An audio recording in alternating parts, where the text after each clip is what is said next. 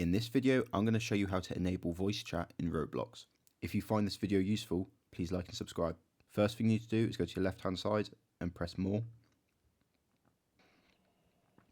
Now go to settings and then go to account info.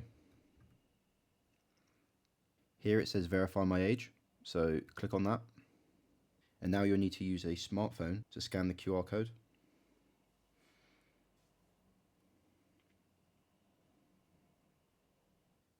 So once you scan that, it will open up this browser here. You can press begin verifying.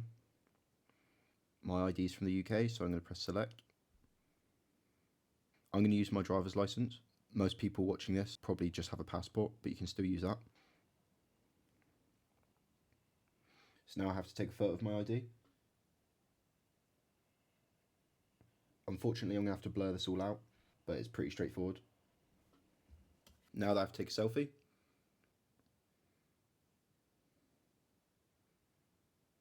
follow the instructions on the screen.